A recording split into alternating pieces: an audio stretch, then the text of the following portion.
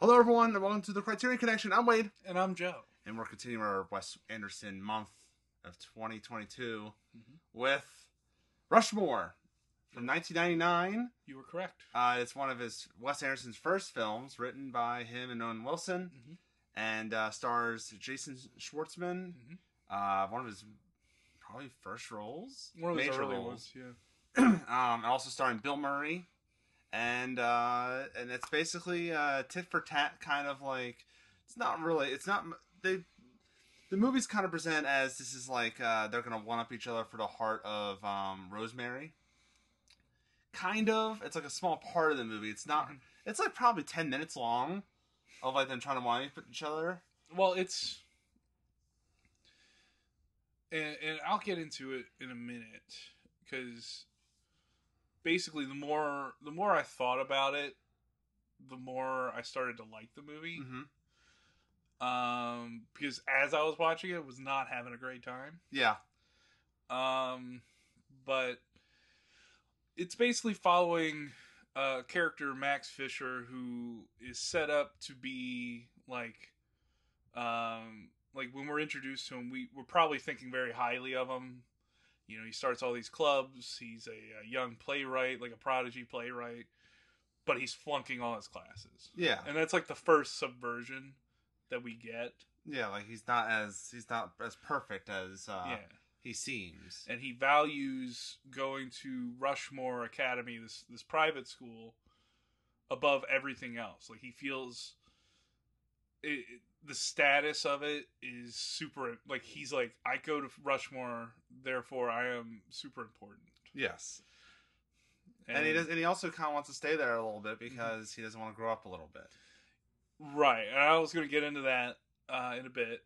But yeah, we find out that he's trying to figure out a way to not just stay in Rushmore, but now his mind's opening up, and he's realizing, like, he's like, you know, maybe I valued staying in Rushmore too much. Maybe I should go after girls. And he kind of falls in love with a teacher at the school, which obviously wasn't going to work out. Yeah, he's 15 in the movie, and she's like, no. She's a widow, a recent widow. And he befriends Bill Murray's character, Mr. Bloom, Herman Bloom. And they basically, because Herman Bloom, he kind of sees like a little bit of himself in Max, because he has two brute sons who are perfect at the cast. Yeah. I had to look them up because I thought I've seen these guys before, but they don't even have pictures on IMDb. Like, they're perfect. And he's like, he hates it. He hates his life. And the kids hate him, too. Yeah. They do. Remember, like, when he runs into Dirk, and Dirk spits on his car or whatever, and they lock him out of the car, and they start laughing at him. Yeah. And he's just so angry. Yeah. But he befriends Max a little bit, and, of course, he's going to use Mr. Bloom's money to kind of win over Rosemary, but in turn, Mr. Bloom and Rosemary fall in love or get together, or so on. And Max, he's like like, in honesty, like, he's a very dangerous person. He's a sociopath. Like, it's not even, I don't know if it's quite sociopathy, but he knows how to manipulate people to get to an end. I don't think it's quite sociopathy, because I think he has... In the end, he has more redeeming qualities. Yeah, he does. In the beginning... I think it's more of he just doesn't think of consequences when he does these things. But, yeah, because he's able to organize people and get people to work for him and, like, kind of rally around him as a team leader.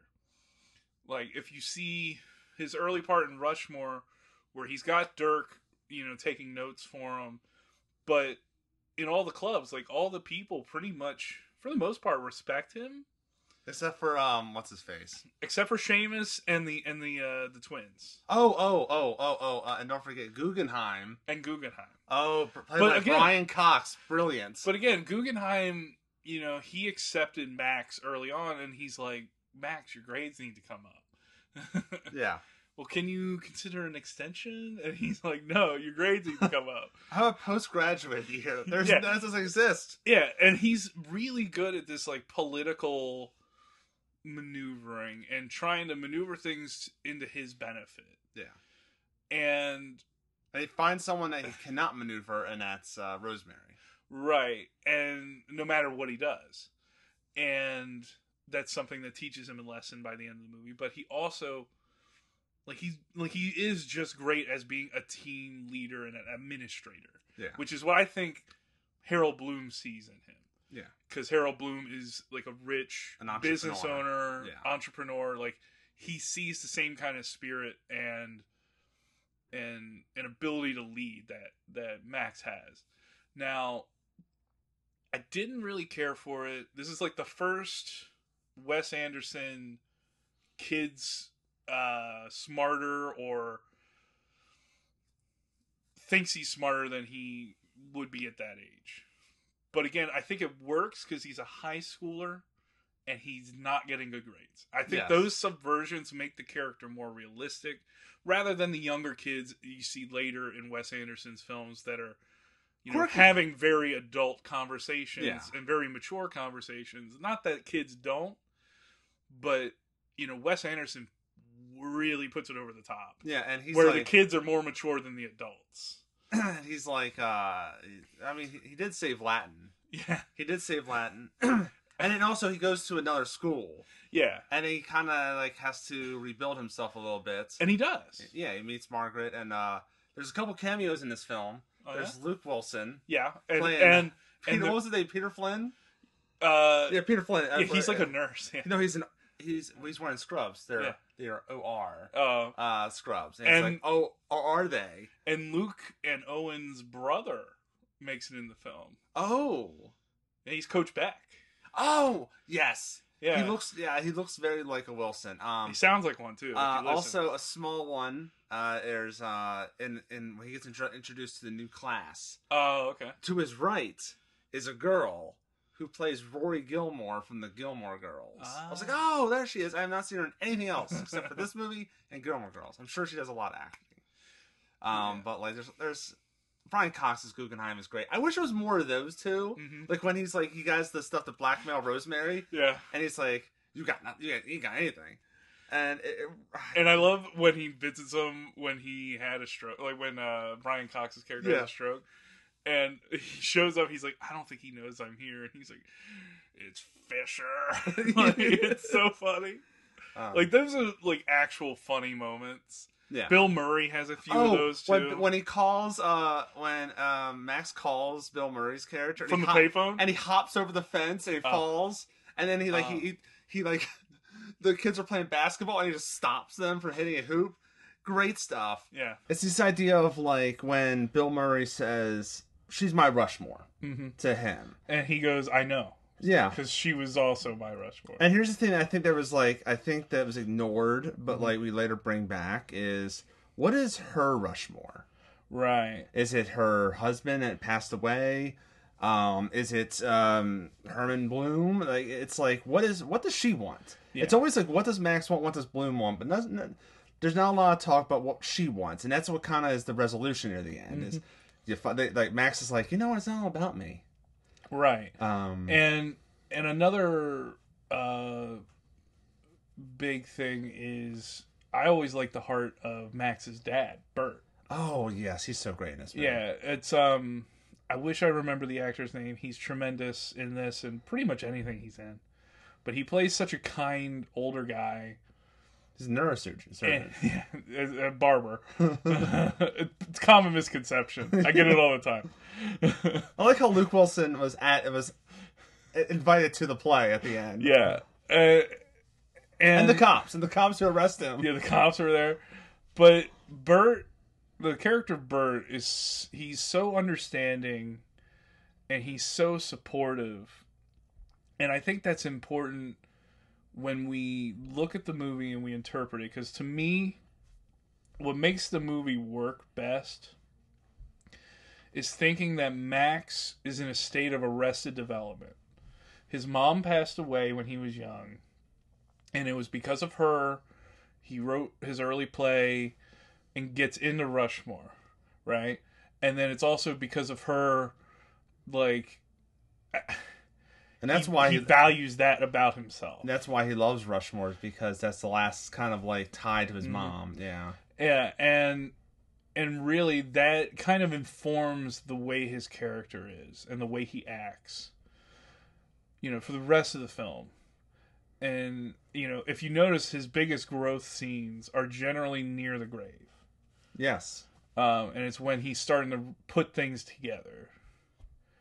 And it's ultimately, you know, settling in and making another play that, like, resolves a lot of stuff. Yeah. And I think that's where this character's intricacies really shine, is when you think of it that way. Because he just doesn't really he's just still attached to his mom. And that's why I find Bert's character also so... Because I think Bert understands that. And he knows that Max is still dealing with it. And Max, like, just is having a hard time getting past it. And that's why he lets him kind of drop out of school for a bit. And he's like, hey, do you think about going back to school? And he's like, no, Dad, I can't. And he's like, well, all right, I'll see you at home for dinner. Yeah. You know, and it's that I think we get that character growth, you know, because he now has something in common with Rosemary. She lost somebody. And it's just kind of... That's the connection they have right there. And I think he figures it out. But it's more of like, he's the one, and it's even better because he's the one that kind of pushes her to move on. Right, and he's like, and his dead figure now. Like that line was like, that hit her. And it was just like, and he's using that as a way to kind of resolve everything. And he's such a catalyst for all of the other characters and all of their stories. Before we close, can we talk about the best character in the movie, and that's Dirk Calloway? He's great. He's the best kid. He's the only one that has a good head in their shoulders, I realize. Yeah. He's the only one that's kind of like has sense. Yeah. Also, it's funny when like they start attacking him, and he has like the wizard cap on, and there's the one with like a monster mask on. It was really weird. It's fun though. But he was like, hold on to this, and he gives Dirk the crate of dynamite. And just like, what? So, Joe, would you recommend Rushmore to the general audience? No. Really? No. And the reason is it takes so long to kind of get there. Okay. To me, it is a slog until you get to the second act. The first act's very like slow, but then it picks up. Yeah, and I get, like, you're building everything and you're setting the blocks up, but to me, like, it's just, it doesn't quite get there until, I think, the twins party, and then it starts taking off from there. Yeah. But to me, like, it's a great, it's a good film, and it's a great character study with Max, but I just... Like, to me, it's not a masterpiece. Yeah. It's still recording. Okay.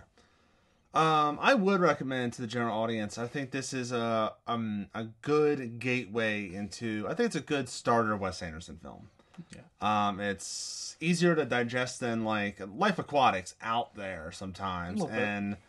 Royal Tenenbaums, that's a interesting one there too. Or, you know, I think it's a good introduction kind of film. I think when you watch it, you understand why Jason Schwartzman got more further into Hollywood.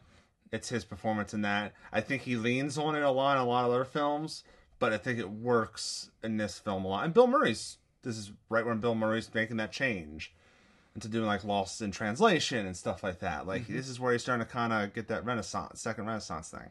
But yeah, I would recommend it.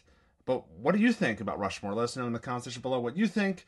Like, subscribe, share, follow us on Instagram, Minkadish Productions, and also check out Letterboxd. We have a list called Criterion Connection. Has all the movies we've watched. That go to that list. See how many of you've watched. Watch all of them. We're almost I think this is the 191st movie we watched on the Criterion Connection. Wow. So we're almost at 200. So see if you can watch all 191 of those movies and do it all in 1 week. So we can, so like next week, you're not like, oh, I'm one behind again. You know? So until next time, I'm Wade. And I'm still Joe. And we'll see you later.